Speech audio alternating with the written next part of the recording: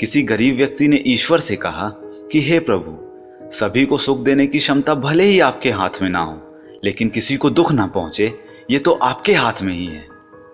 किसी के कहने से यदि अच्छा या बुरा होने लगे तो ये संसार या तो स्वर्ग बन जाए या पूरी तरह से नर्क। इसलिए ये ध्यान मत दीजिए कि कौन क्या कहता है, बस वो करिए जो अच्छा है और सच्चा है।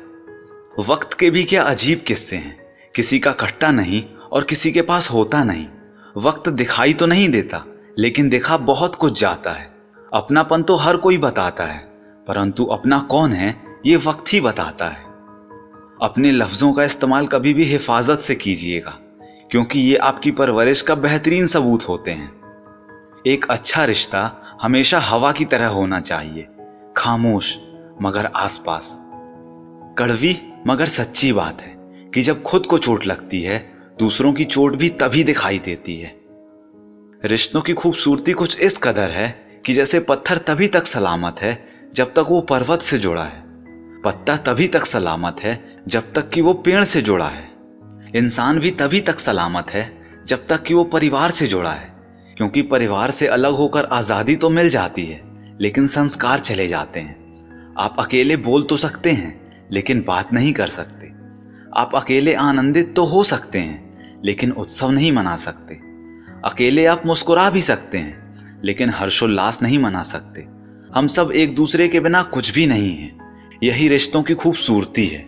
करीब इतना रहिए कि सब रिश्तों में प्यार रहे, दूर भी इतना रहिए कि आने का इंतजार रहे। रखिए उम्मीद रिश्तों के दरमियान इतना कि टूट जाए उम्मीद मगर रिश्ते बरकरार रहें। याद रखिएगा कि सख्त हाथों से भी टूट जाती हैं कभी उंगलियां, रिश्ते जोर से नहीं तमीज से थामे जाते हैं। छोटी सी मछली पानी के उल्टे बहाव में भी आगे निकल जाती है, जबकि एक हाथी उसी बहाव में बह जाता है, क्योंकि मछली पानी की शरण में है।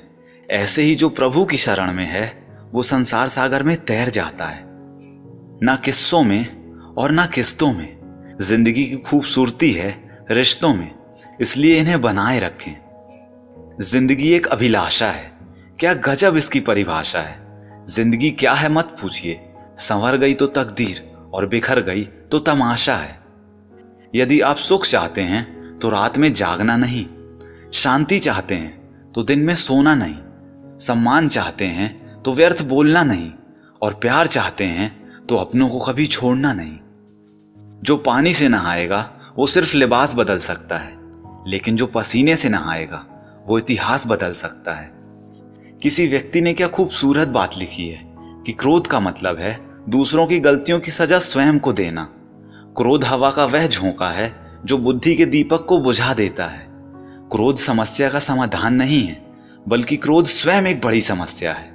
जो व्यक्ति अपने गुस्से को नियंत्रण में नहीं रख सकता है, वह व्यक्ति अकारण तनाव में घिरा रहता है। सुबह से शाम तक काम करके आदमी उतना नहीं थकता जितना कि क्रोध या चिंता से पल भर में थक जाता है। यदि आपको कोई क्रोध दिलाने में सफल हो जाए तो मान लीजिए कि आप उसके हाथ की कठपुतली हैं। आपकी मुस्कुराहट आपके चेहरे पर ईश्वर का हस्ताक्षर है। उसको क्रोध करके मिटाने की अथवा आंसुओं से धोने की कोशिश ना करें। क्रोध आने पर चिल्लाने के लिए ताकत तो नहीं लगती, लेकिन क्रोध आने पर शांत बैठने के लिए बहुत ताकत की जरूरत होती है। मूर्ख मनुष्य क्रोध को जोर जोर से प्रकट करता है, किंतु बुद्धिमान व्यक्ति उसे शांति से वश में करता है। अतः क्रोध को जीतने में मौन सबसे अधिक सहायक है। आप जानते नहीं हैं कि क्रोध का अपना पूरा खानदान है।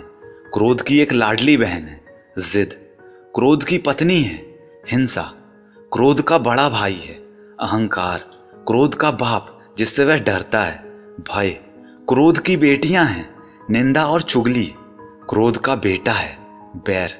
इस खानदान की नकचड़ी बहू भी है ईर्ष्या, क्रोध की पोती है घृणा, इसकी मां भी है उपेक्षा। तो क्रोध के खानदान से हमेशा दूर रहिए, वरना ये सब मिलके आपको बर्बाद ही कर देंगे। सबके दिलों का एहसास अलग होता है। इस दुनिया में सबका व्यवहार अलग होता है।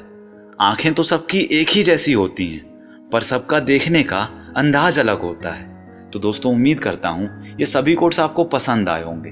अगर ऐसा है तो इस वीडियो को लाइक कीजिए, अपने दोस्तों के साथ और भाई बहनों के साथ इस वीडियो को शेयर कीजिए, क्योंकि अच्छा बांटेंगे तभी तो अच्छा काटेंगे।